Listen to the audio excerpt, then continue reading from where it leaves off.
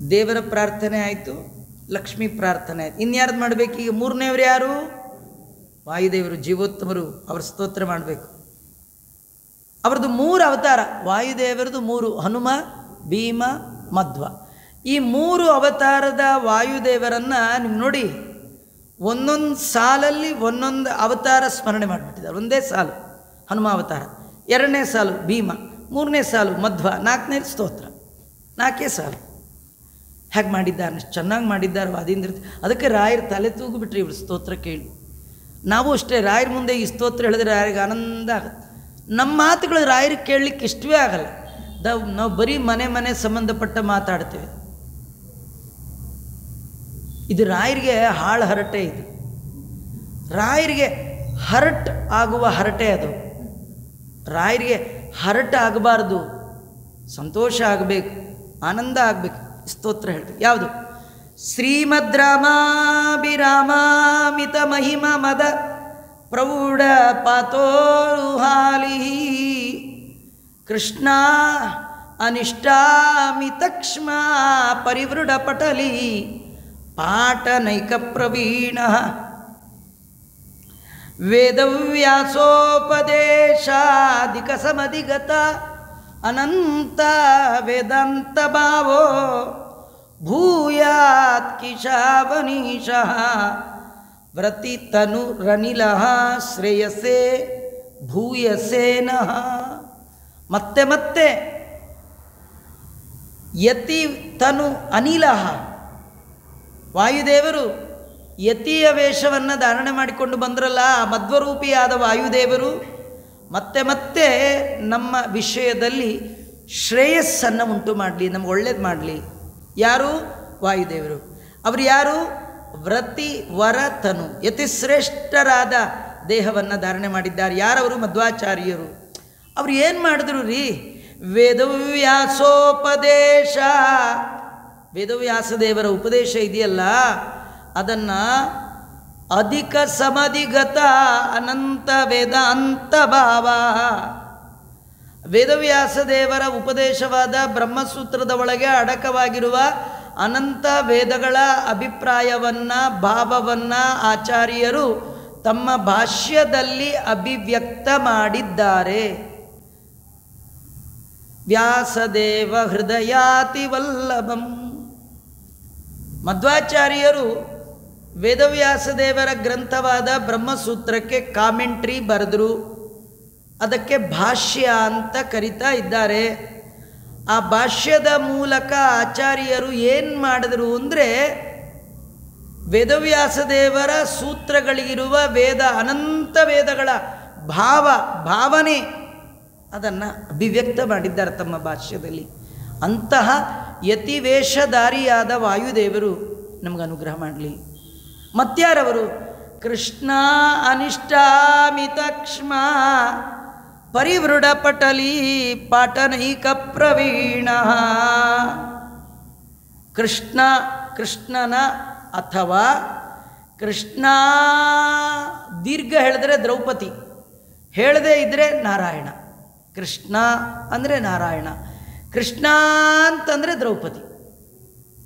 ಇವರಿಗೆ ಕೃಷ್ಣ ಮತ್ತು ಕೃಷ್ಣರಿಗೆ ಅನಿಷ್ಟರಾದವರು ಕೌರವರು, ದುರ್ಯೋಧನಾದಿಗಳು, ದ್ವೇಷಿಗಳು. ಒಬ್ಬರಲ್ಲ ಇಬ್ಬರಲ್ಲ ಅವರು. ಅಮಿತ ಕ್ಷಾಪರಿವೃಢ, ಅಮಿತರಾದ ರಾಜರು. ಅವರ ಪಟಲಿ ಅಂದರೆ ಸಮೂಹ, ಅದನ್ನು ಪಾಠನ ನಾಶ ಮಾಡೋದರಲ್ಲಿ ಅತ್ಯಂತ ಸಮರ್ಥವಾದ ರೂಪ ಯಾವುದದು? ಭೀಮಸೇನದ ರೂಪ. ಭೀಮಸೇನ ದೇವರಾಗಿ ಬಂದಾಗ ಕೃಷ್ಣನ ದ್ವೇಷಿಗಳು, ಕೃಷ್ಣಾದ್ವೇಷಿಗಳು, ದುರ್ಯೋಧನಾದಿಗಳು, ಬಕ, ಹಿಡಂಬಕ, ಕೀಚಕ, ಇಬ್ಬರ ದೈತ್ಯರು, ಇವರೆಲ್ಲ ಭಗವದ್ವೇಷಿಗಳು. ಅವ್ರದ್ದೊಂದು ಗುಂಪು. ಆ ಗುಂಪನ್ನೇ ಸೀಳಿ ಹಾಕಿದ್ದ್ಯಾರು? ಭೀಮಸೇನ ದೇವರು. ಅಂಥವರು ನನಗೆ ಅನುಗ್ರಹ ಮಾಡಲಿ. ಮತ್ತು ಶ್ರೀಮದ್ ರಾಮಾಭಿರಾಮಾಮಿತ ಮಹಿಮ ಪದ ಪ್ರೌಢ ಪಾತೋರುಹಾಲಿ. ಶ್ರೀಮದ್ ರಾಮ, ಶ್ರೀಮತ್ ಒಳ್ಳೆ ಕಾಂತಿಯಿಂದ ಯುಕ್ತರಾದ ಶ್ರೀರಾಮಚಂದ್ರನ ಮನೋಹರವಾದ ಅಮಿತವಾಗಿರ್ತಕ್ಕಂತಹ ಮಹಿಮೆ, ಅದೇ ಅವನ ಎರಡು ಪಾದ ಅಥವಾ ಅವನನ್ನು ಹೇಳುವ ಎರಡು ಪದ ಅಕ್ಷರಗಳು ರಾ ಮತ್ತು ಮ ಅಲ್ವಾ. ಅವನನ್ನು ಹೇಳೋದು ಇಷ್ಟಕ್ಷರ, ಎರಡು ಅಕ್ಷರ, ಇದೇ ಎರಡು ಪಾದ. ಇದು ಪ್ರೌಢ ದೊಡ್ಡದಾದ ಒಂದು ಕಮಲ. ಅದು ದೇವರ ಪಾದ ಅಥವಾ ಪದ ಅನ್ನುವ ಕಮಲದಲ್ಲಿ ನಿರಂತರವಾಗಿ ರಾಮ ನಾಮ ಮಾಧುರ್ಯವನ್ನು ಆಸ್ವಾದನೆ ಮಾಡುವ ದೊಡ್ಡ ದುಂಬಿ ಯಾರದು? ಹನುಮಂತ ದೇವರು. ಯಾವಾಗಲೂ ರಾಮದೇವ್ರ ಪಾದವನ್ನೇ ಆಶ್ರಯ ಮಾಡಿದ್ದಾರೆ. ಅವರಿಗೆ ಆ ಪಾದ ಹೇಗಿದೆ ಅಂದರೆ, ನಂದ ತನೆಯ ಗೋವಿಂದನ ನಾಮ ಅವರಿಗೆ ಮಧುರವಾದ ಮಿಠಾಯಿ. ಎಷ್ಟು ಆಸ್ವಾದನೆ ಮಾಡ್ತಾಯಿದ್ರು, ಅದರಿಂದ ಜ್ಯೂಸ್ ರಸ ಬರ್ತಾನೆ, ಬಿಡೋದೇ ಇಲ್ಲ. ಶ್ರೀಮದ್ ರಾಮಾಭಿರಾಮ ಮಿತ ಮಹಿಮ ಪದ ಪ್ರೌಢ ಪಾತೋರುಹಾಲಿ ಹನುಮಂತ ದೇವರು.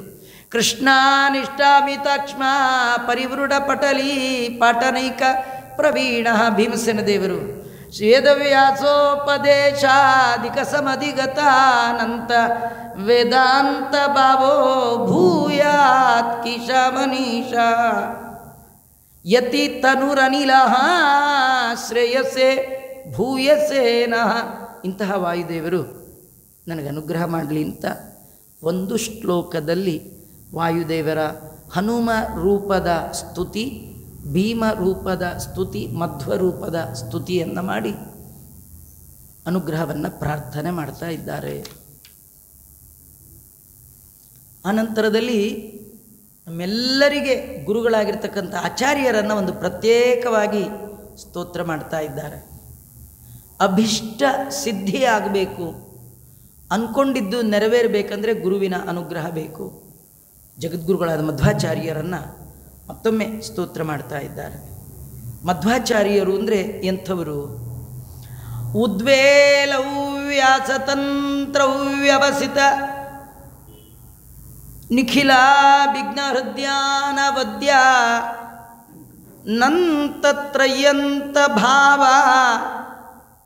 ಪ್ರಕಟನ ಘಟನ ಸರ್ವತಂತ್ರ ಸ್ವತಂತ್ರೇ ಸಂವರ್ಣೈ ಮಂತ್ರವರ್ಣೈ ಅನಿತರ ವಿಷಯ ಸ್ಪರ್ಶಿಭಿ ಪಾವಮಾನೆ ರೂಪೇ ಲೋಕೈಕದೀಪೇ ಪ್ರಸರತು ಹೃದಯಂ ಮಾಮಕಂ ಮಧ್ವನಾಮ್ನಿ. ನನ್ನ ಮನಸ್ಸು ಸದಾ ಮಧ್ವಾಚಾರ್ಯರ ಪಾದಗಳಲ್ಲಿ ಆಸಕ್ತವಾಗಿರಲಿ. ಮಧ್ವಾಚಾರ್ಯರಲ್ಲಿ ನನ್ನ ಮನಸ್ಸು ಸದಾ ಆಸಕ್ತವಾಗಿರಲಿ. ಎಂಥದ್ದು ಮಧ್ವಾಚಾರ್ಯರು ಅಂದರೆ ಏನು, ಹೇಗವರು? ಅವರು ವೇದವ್ಯಾಸ ದೇವರಿಂದ ರಚಿತವಾಗಿರ್ತಕ್ಕಂತಹ ಬ್ರಹ್ಮಮೀಮಾಂಸಾ ಮುಂತಾದ ಶಾಸ್ತ್ರಗಳಲ್ಲಿ ಹೇಳಿರುವಂತಹ ಪ್ರಮೇಯಗಳು ಅದನ್ನು ಯಥಾವತ್ತಾಗಿ ತಿಳಿದವರು ಆಚಾರ್ಯರು. ಮಿಕ್ಕಾದವರಿಗೆಲ್ಲ ಅವ್ರಿಗೇನು ತಿಳಿತೋ ಅದೇ ವೇದವ್ಯಾಸದೇವರ ಮಾತಿಗೆ ಅಭಿಪ್ರಾಯ ಅಂತ ಹೇಳಿದರು. ಆದರೆ ವೇದವ್ಯಾಸದೇವರ ಅಭಿಪ್ರಾಯವನ್ನು ವೇದವ್ಯಾಸದೇವರ ಮಾತಿನಿಂದಲೇ ತಿಳಿಸಿದ ಏಕೈಕ ಗುರುಗಳು ರೂಪೇ ಲೋಕೈಕ ದೀಪೇ. ಜಗತ್ತಿನ ಸಜ್ಜನ ಸಮುದಾಯಕ್ಕೆ ತತ್ವಜ್ಞಾನದ ಬೆಳಕಾಗಿ ಬಂದ ಒಬ್ಬರೇ ಒಬ್ಬರು. ಮಿಗ್ದವರೆಲ್ಲ ನಂದಿ ಹೋಗುವ ದೀಪ, ನಂದದೇ ಇರುವ ದೀಪ, ನಂದಾದೀಪ. ಅದ್ಯಾರು? ಮಧ್ವಾಚಾರ್ಯರು ಮಾತ್ರ. ಅದು ಆರ್ಲೇ ಇಲ್ಲ, ಇನ್ನೂ ಆ ಜ್ಯೋತಿ ಉರಿತಾ ಇದೆ. ಅದನ್ನು ಅನಂತವಾದ ವೇದ, ಉಪನಿಷತ್ತು ಇವುಗಳನ್ನು ಜೋಡಣೆ ಮಾಡೋದ್ರೊಳಗೆ ಆಚಾರ್ಯರು ಇನ್ನೊಬ್ಬರ ಅಪೇಕ್ಷೆ ಇಲ್ಲದೆ ಸ್ವತಂತ್ರವಾಗಿ ಕಾರ್ಯವನ್ನು ಮಾಡಿದ ಮಹಾನುಭಾವರು. ಅಂದರೆ ವೇದವ್ಯಾಸದೇವರ ಸೂತ್ರಕ್ಕೆ ಯಥಾವತ್ತು ಉಪನಿಷತ್ತು ಮೊದಲಾದವುಗಳಿಂದ ಅರ್ಥವನ್ನು ಹೆಕ್ಕಿ ವೇದವ್ಯಾಸದೇವರ ನಿಜವಾದ ಅಭಿಪ್ರಾಯವನ್ನು ಜಗತ್ತಿಗೆ ಪ್ರಕಟಪಡಿಸಿದ ಮಹಾನುಭಾವರು ಆಚಾರ್ಯ ಮಧ್ವರು.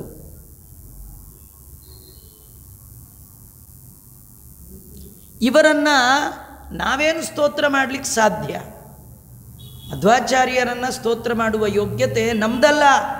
ಮತ್ತೆ ಮಂತ್ರವರ್ಣಗಳು, ಸಂವರ್ಣೈ ಮಂತ್ರವರ್ಣೈ, ಇದನ್ನೇ ಪಂಡಿತಾಚಾರ್ಯರು ಮೊದಲಿಗೆ ಸುಮಧ್ವ ವಿಜಯದಲ್ಲಿ ಹೇಳುವಾಗ ತಾಮಂತ್ರವರ್ಣೈರನುವರ್ಣನೀಯಾಂ ಶರ್ವೇಂದ್ರ ಪೂರ್ವೈ ಅಪಿ ವಕ್ತು ಕಾಮೆ ಸಂಕ್ಷಿಪ್ನು ವಾಕ್ಯೈ ಮೈ ಮಂದ ಬುದ್ಧೌ ಸಂತೋ ಗುಣಾಢ್ಯಾ ಕರುಣಾಂ ಕ್ರಿಯಾಸು.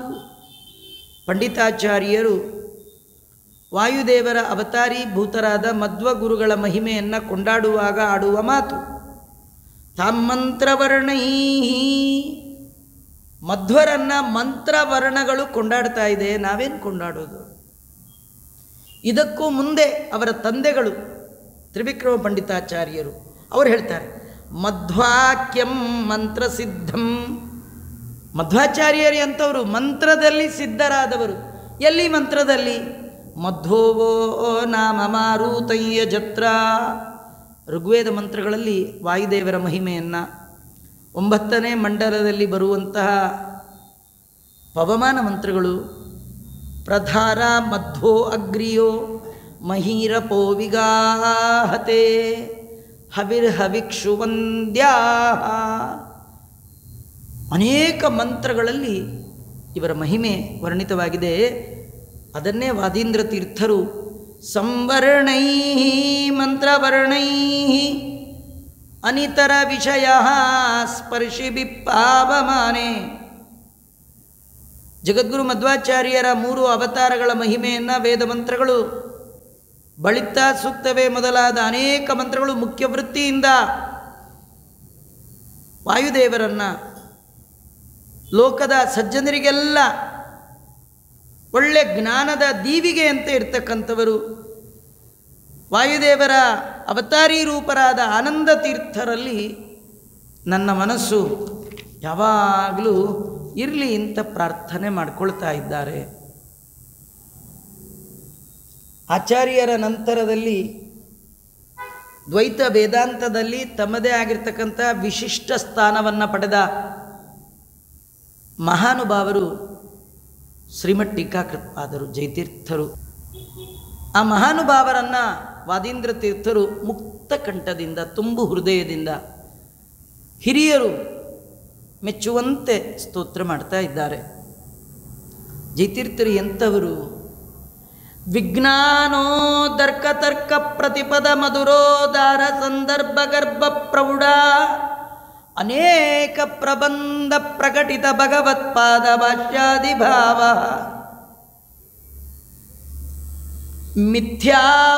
ಮಿಥ್ಯಾವಾದಾಪವಾದ ಪ್ರಕುಪಿತ ವಿಮತ ಧ್ವಾಂತ ಸಂತಾನ ಬಾನು ಜಿಯಾದನ್ಯೈರಜೇಯ ತ್ರಿಭುವನ ವಿದಿತಾಶ್ಚರ್ಯಚರ್ಯೋ ಜಯಾರ್ಯ. ಜಿಯಾತ್ ಜಯಾರ್ಯ ಜಿಯಾತ್. ಜಯತೀರ್ಥರು ಸಜ್ಜನರ ಸಮೂಹದ ಮಧ್ಯದಲ್ಲಿ ಉತ್ಕೃಷ್ಟರಾಗಿದ್ದಾರೆ, ಎತ್ತರದಲ್ಲಿದ್ದಾರೆ, ಬಹಳ ದೊಡ್ಡವರು. ಯಾಕೆ? ಏನು? ಅವರ ಚರಿತ್ರೆನೇ ಅಂಥದ್ದು. ಚರ್ಯ ಜಯಾರ್ಯ ಜಿಯಾತ್. ಅವರ ಚರಿತ್ರೆ, ಅವರ ಮಹಿಮಾ ಅಲ್ಲ, ಏನದ್ರೊಳಗೆ ಆಶ್ಚರ್ಯ ಚರ್ಯ. ಇಡೀ ಜಗತ್ತು ಅವರ ಚರ್ಯೆ, ಅವರ ಚರಿತ್ರೆ, ಅವರ ಜೀವನದಲ್ಲಿ ತೆಗೆದುಕೊಂಡಂಥ ದೊಡ್ಡ ನಿರ್ಧಾರ ಮೂಗಿನ ಮೇಲೆ ಬೆರಳಿಟ್ಟಿದೆ. ಆಶ್ಚರ್ಯ ಪಡ್ತಾ ಇದೆ. ಏನು ಆಶ್ಚರ್ಯ? ಏನು ಆಶ್ಚರ್ಯ ಗೊತ್ತಾ? ತುಂಬು ತಾರುಣ್ಯದ ಯುವಕರು ಜಯತೀರ್ಥರು. ದೊಂಡೋಪಂಥರು ಅಂತ ಅವರ ಹೆಸರು. ಒಳ್ಳೆ ಕಟ್ಟುಮಸ್ತಾದ ದೇಹ, ಬೇಕಾದಷ್ಟು ಅಸನ ವಸನಗಳಿಂದ ತುಂಬಿದಂತಹ ಅರಸೊತ್ತಿಗೆಯ ಸಂಪತ್ತು. ಅಶ್ವಾರೋಹಿಗಳಾಗಿ ಬೇಟೆಯಾಡ್ತಾ ಬಂದವರು. ಆಗಲೇ ತಾರುಣ್ಯದಲ್ಲಿಯೇ ಅತ್ಯಂತ ಸುಂದರಿಯರಾದ ಇಬ್ಬರನ್ನು ಮದುವೆ ಆದವರು. ನೀರು ಕುಡಿಬೇಕು ಅಂಥೇಳಿ ನದಿಗೆ ಬಾಯಿ ಹಚ್ಚಿ ಕುಡಿತಾ ಇದ್ದಾರೆ. ಎಂಥ ವೈಭವದ ಜೀವನ ಆಗುತ್ತೆ. ಆದರೆ ಒಂದೇ ಸತಿ ಅಕ್ಷೋಭ್ಯ ತೀರ್ಥರು ಹೀಗೆ ನೋಡಿ ಕಿಂಪಶು ಪುರುವದೇಹೇ ಅಂತಂದರು. ಇಷ್ಟೇ ಅಂದದ್ದೇ ತಡ ಕುತ್ತಿಗೆಯಲ್ಲಿದ್ದಂಥ ವಜ್ರದ ಆಭರಣಗಳ ಸರ, ಹಾಕ್ಕೊಂಡಿದ್ದ ಉತ್ತಮವಾದ ಪೋಷಾಕು, ತಲೆ ಮೇಲಿದ್ದದ್ದು ಎಲ್ಲವನ್ನು ಕಳಚಿಟ್ರು. ಸೀದಾ ಒಂದು ಕೌಪೀನವನ್ನು ಧಾರಣೆ ಮಾಡಿ ಅವರ ಮುಂದೆ ನಿಂತು ನಮಗೆ ಸನ್ಯಾಸ ಕೊಡಿ, ಶಾಸ್ತ್ರ ಪಾಠ ಹೇಳಿಕೊಡಿ ನಿಂತುಬಿಟ್ರು. ಒಂದೇ ಒಂದು ಮಾತು, ಕಿಂಪಶು ಪೂರ್ವದೇ ಅಂದದ್ದಕ್ಕೆ. ನೀನೇನು ಹೋದ ಜನ್ಮದಲ್ಲಿ ಪ್ರಾಣಿನ ಅಂತಂದ್ರು. ಇಷ್ಟೇ. ನಮ್ಗೆ ಎಷ್ಟು ಜನ ಹೀಗೆ ಅಂದಿದ್ದಾರ್ರಿ, ಎಷ್ಟು ಸತಿ ಅಂದಿದ್ದಾರ್ರಿ. ನಾವು ಎಂದಾದರೂ ಚೂರಾದರೂ ಚೇಂಜ್ ಆದ್ವಾ, ಬೇಜಾರು ಮಾಡ್ಕೊಂಡ್ವಾ? ಯಾಕೆ ನಮಗೆ ಅದೇ ಅನ್ನೋದೇನು ದೊಡ್ಡದಲ್ಲ. ಅದೇನು ಅವ್ರಿಗೆ ಒಂದು ಸತಿ ಅಂದರೆ ಆಗ್ಬಿಟ್ರಲ್ಲ, ಅದೇ ಆಶ್ಚರ್ಯ ಅಲ್ಲ. ಜಯಾರ್ಯ ಚರ್ಯ ಜಿಯ ಅನ್ಯೈರಜೇಯ. ಚರ್ಯ ಅವರು ಸ್ವಾಮಿಗಳಾಗಿದ್ದು ಪೀಠಾಧಿಪತಿಗಳು ದೊಡ್ಡದಲ್ಲ.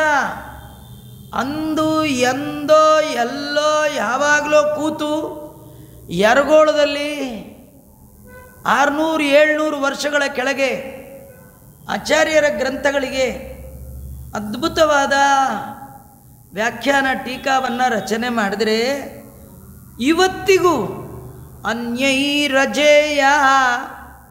ಯಾರೊಬ್ಬರು ಜಯತೀರ್ಥರ ಮಾತುಗಳಲ್ಲಿ ಒಂದು ತಪ್ಪಂತ ಹೇಳುವಂಥವ್ರು ಬೆಪ್ಪುಗಳು ಯಾರು ಹುಟ್ಟೇ ಇಲ್ಲ ನೋಡಿ. ತಪ್ಪಂತ ಯಾರು ಹೇಳೋ ಹಾಗಿಲ್ಲ. ಇಲ್ಲ, ಏನೋ ಅವ್ರ ಕಾಲದಲ್ಲಿ ಯಾರೂ ಇರಲಿಲ್ಲ, ಆಮೇಲೆ ಬಂದರು. ಶತಮಾನಗಳು ಕಳೆದರೂ ಕೂಡ ಅವರನ್ನೆಲ್ಲ, ಅವರ ವಾಕ್ಯವನ್ನು ಗೆಲ್ಲುವ ತಾಕತ್ತಿಲ್ಲ ಅಂತಾದರೆ ಎಂಥ ಆಶ್ಚರ್ಯ ಅಲ್ಲ. ಇವತ್ತೇ ನಾವಾಡಿದ ಮಾತು ನಮ್ಮಲ್ಲಿ ಕೇಳೋರು ಗತಿ ಇಲ್ಲ.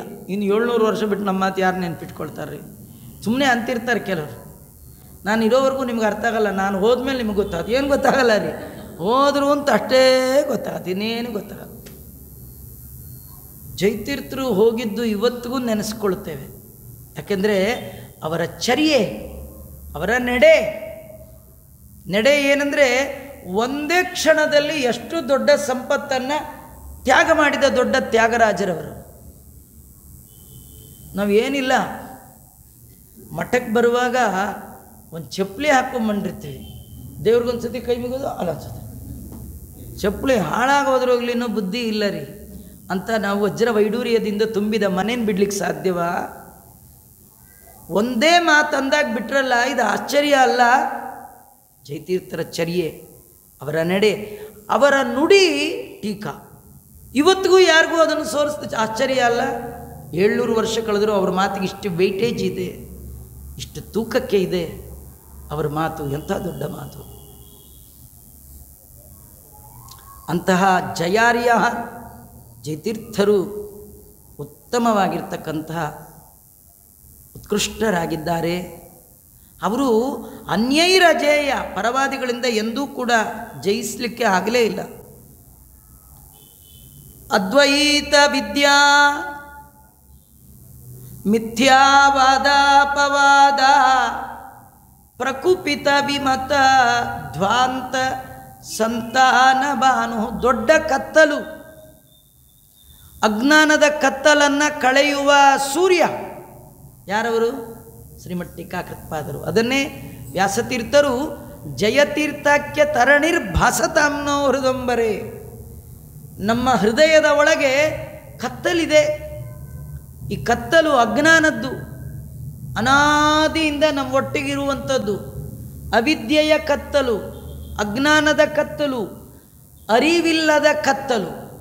ಈ ಕತ್ತಲು ಹೋಗಬೇಕಂದ್ರೆ ಹೃದಯಾಕಾಶದ ಒಳಗೆ ಒಂದು ಸೂರ್ಯೋದಯ ಆಗಬೇಕು. ಯಾವ ಸೂರ್ಯ? ಈ ಬೆಳಗ್ಗೆ ಆ ಸೂರ್ಯ ಆಗಲ್ಲ. ಅವನು ಹೃದಯದ ಹೊರಗೆ ಮಾತ್ರ ಬೆಳಕು, ಒಳಗೆ ಬೆಳಕು ಕೊಡೋದು 2 ಸೂರ್ಯ. ಆಚಾರ್ಯರು ಅನ್ನುವ ಸೂರ್ಯ, ಜಯತೀರ್ಥರು ಅನ್ನುವ ಸೂರ್ಯ. ಜಯತೀರ್ಥರು ಅನ್ನುವ ಸೂರ್ಯ ನನ್ನ ಹೃದಯದಲ್ಲಿ ಬರಬೇಕು. ಅದನ್ನೇ ಹೇಳ್ತಾರೆ, ಕುಪಿತ ವಿಮತದ್ವಾಂತ ಸಂತಾನ ಭಾನು. ಅವ್ರು ಏನು ಮಾಡಿದ್ರು? ವಿಜ್ಞಾನೋ ದರ್ಕ ತರ್ಕ. ದೇವರನ್ನು ತಿಳಿಸ್ಕೊಡೋದು ಅಷ್ಟು ಸುಲಭ ಅಲ್ಲ, ತುಂಬ ಕಷ್ಟ. ಆದರೆ ಅಂಥ ಕಷ್ಟವಾದ ಭಗವಂತನನ್ನು ತಿಳಿಸುವಾಗ ಜಯತೀರ್ಥರು ಆಡುವ ಪ್ರತಿ ಮಾತುಗಳು, ಪ್ರತಿ ಪದ ಮಧುರೋ, ಮಾಧುರ್ಯದಿಂದ ಕೂಡಿರಬೇಕಂತ ಮಾತುಗಳನ್ನು ಜಯತೀರ್ಥರು ತಮ್ಮ ಗ್ರಂಥಗಳಲ್ಲಿ ಹಾಕಿದ್ದಾರೆ. ಸಂದರ್ಭಕ್ಕೆ ಸಮಯಕ್ಕೆ ಉಚಿತವಾದ ಮಾತು, ಹೆಚ್ಚಿಲ್ಲ ಕಡಿಮೆ ಇಲ್ಲ ಜಯತೀರ್ಥರದು. ಅಂತಹ ಅನೇಕ ಗ್ರಂಥಗಳನ್ನು ರಚನೆ ಮಾಡಿದ್ದಾರೆ. ಪ್ರೌಢಾನೇಕ ಪ್ರಬಂಧ ಅಲ್ಲ, ರಚನೆ ಮಾಡಿ ಏನು ಮಾಡಿದ್ರು, ಅದರಿಂದ ಪ್ರಕಟಿತ ಭಗವತ್ಪಾದ ಭಾಷ್ಯಾದಿ ಭಾವ, ಭಗವತ್ಪಾದರ ಭಾಷ್ಯದ ಭಾವನೆಯನ್ನು ಪ್ರಕಟಗೊಳಿಸಿದ ಜಯತೀರ್ಥರು ಉತ್ಕೃಷ್ಟರಾಗಿದ್ದಾರೆ. ಅಂಥ ಜಯತೀರ್ಥರು ನನಗೆ ಅನುಗ್ರಹ ಮಾಡಲಿ ಅಂತ ಆ ಶ್ರೇಷ್ಠ ಯತಿಗಳಾದ ಜಯತೀರ್ಥರನ್ನು ಕೊಂಡಾಡಿದ್ದಾರೆ. ಅದೀಂದ್ರ ತೀರ್ಥರು ಮುಂದೆ ಅದ್ಭುತ ಚರಿತ್ರೆ ಉಳ್ಳಂತಹ ವಿಭುಧೇಂದ್ರ ಮಹಾಸ್ವಾಮಿಗಳು, ವಿಭುಧೇಂದ್ರ ತೀರ್ಥರು, ಯಾರು ಶ್ರೀಪಾದರಾಜರಿಗೆ ಸಕಲ ವಿದ್ಯೆಯನ್ನು ಧಾರೆ ಎರೆದುಕೊಟ್ಟರೋ, ಯಾರು ರಾಜೇಂದ್ರ ತೀರ್ಥರಲ್ಲಿ 9 ಬಾರಿ ಸುಧಾ ಅಧ್ಯಯನ ಮಾಡಿದ್ದಾರೋ ಅಂತಹ ಶ್ರೇಷ್ಠರಾದ ಜ್ಞಾನಿಗಳು ವಿಭುಧೇಂದ್ರ ತೀರ್ಥರು. ಅವರ ಮಹಿಮೆಯನ್ನು ಕೊಂಡಾಡ್ತಾರೆ.